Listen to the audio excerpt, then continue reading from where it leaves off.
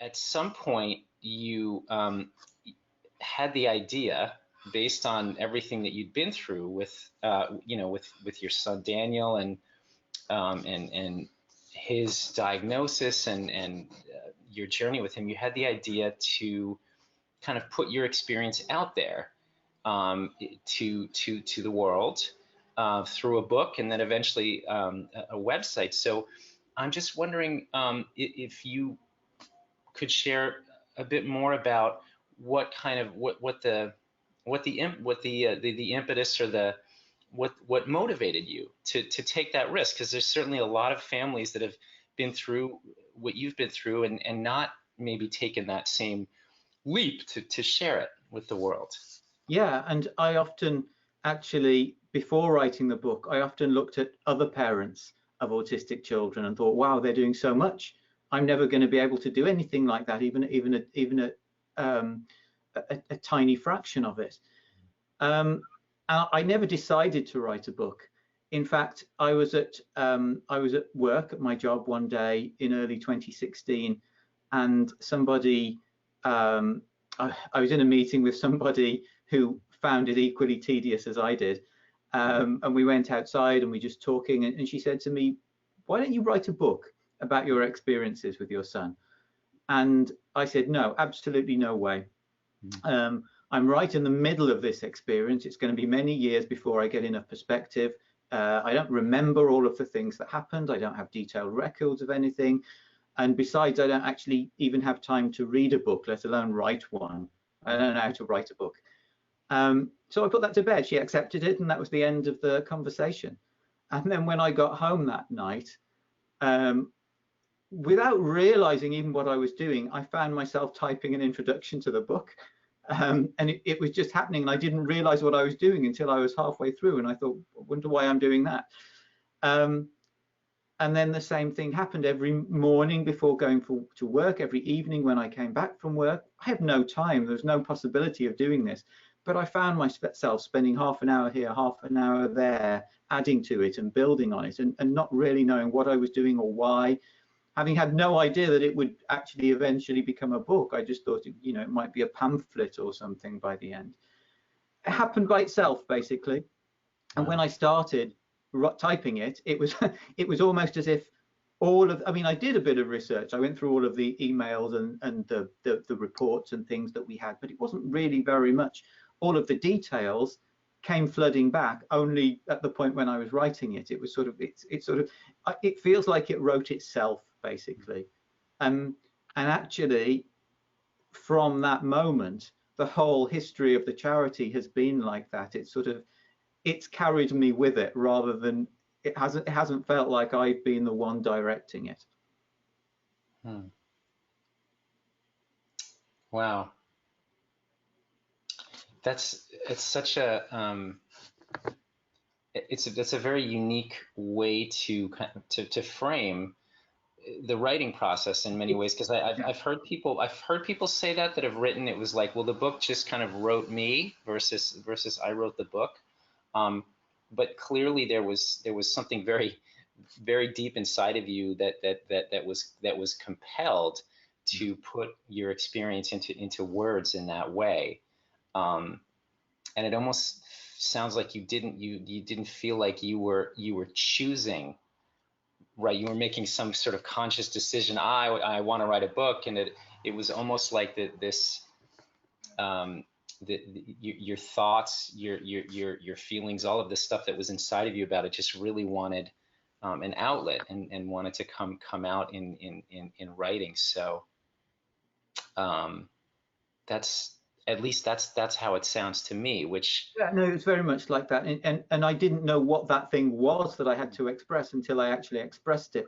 And there's one particular chapter in the book, chapter 4, which is called "What is Autism Really?" and it became the foundation for the TED Talk in the end. I had no idea that I saw things in that way until it came out. Wow. And so as, for example, as you were writing chapter 4, do you remember, like, as you put whether it was pen to paper or whether you were typing, whatever it was.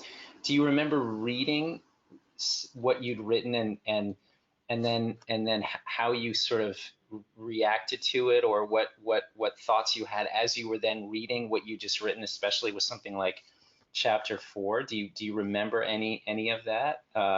With that chapter in particular, it had its own unique story.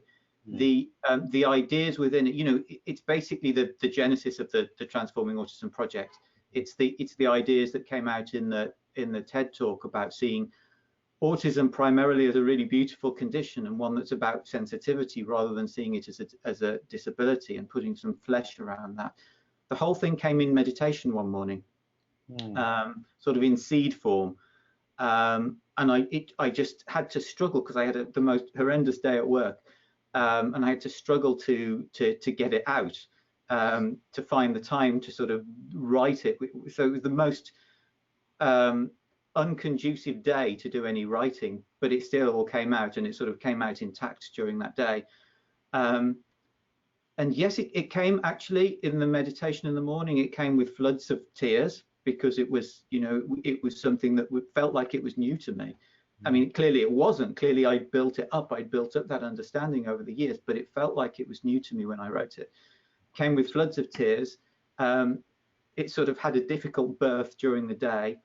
And the interesting thing is, the following day, when I woke up in the morning, I actually couldn't stand up. And for about 3 months after that, I was effectively housebound. I didn't have the energy to get up and leave the house. I didn't have the energy, the mental energy, to sit and read my emails and respond to them. I had 3 months solidly off work, unable to go. But the interesting thing is, the one thing I was able to do during that time is to write the book. So I get 1,000 words out a day, 2,000 words out a day, and I didn't have the energy to put that energy into anything else. Wow. That's quite something, that it's that clear to you that you so much of your mental, emotional, psychological energy was channeled into writing the book, that you had that any other daily task or going out into the world and interacting with people was overwhelming, because you didn't have energy left for it. Um, But I didn't have that. I mean, even if I put the book to one side, I wouldn't have had the energy for it. It's not that I did the work on the book and it wiped me out. It's that if I decided not to do the book, I still wouldn't have had energy to do the other things. I only had access to that energy to do one thing. wow. And then at what point in the writing process, it sounds like it was a very intensive 3-month period. Yeah. At what point was it, how was this sort of the shift then from what felt like maybe finishing the book to integrating a bit more back into daily life? What was that like? It was a bit strange, because the process of writing the book it felt like it was involuntary. It wasn't something that I'd chosen to do. It was a task that felt like it had been hoisted on me, and I did it, and it was a very enjoyable thing at a time when not much else was enjoyable at that period. And having done it, it was like, okay, so that's done. What next? Hmm. And I didn't have a next direction. So I finished the book within about 6 weeks. It was finished, start to finish. And then I just had this sense of, well, something should follow from that, and I have no idea what that would be. And so I had that long. It felt like quite a long period. It was a period of a few months where there was no direction. It just felt okay. So a book's just plonked into the world, and what happens with it? I don't know how the TED Talk idea came about, but Hmm. I met a guy who was a curator at TED, at one of the local TEDs in Wandsworth, in the summer of that year. So it was about March, April that the book was finished. It was about July probably that I met this guy, and he was happy for me to go and to book a slot at the TED in Wandsworth that year. That was the next step. By the time that had happened, I had met another guy called Gilles, who co-founded the charity with me the following year. And you know, we'd started having, I'd lost my job by that time for for not being well enough. And you know, we'd started having ideas about starting a charity. So it sort of went in that direction. Um, and so it sounds like, again, the TED Talk then followed the book. And I know your TED Talk has received a lot of, I think, both attention as well as confirmation especially from the autistic community. Individuals have reached out to you, responded, and talked about how much your perspective really resonated with them. Can you share a bit more about that and about some of what you've heard or received from, particularly from individuals with autism, about your talk?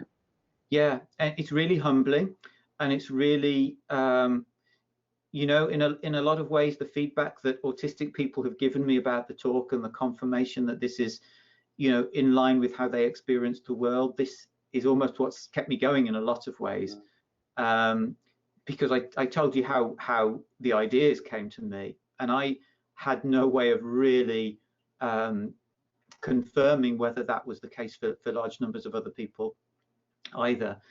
But the TED Talks received a lot of comments from autistic adults who've said things along the lines of, it's the first time I've heard autism, you know, communicated about what it is in a way that I can relate to.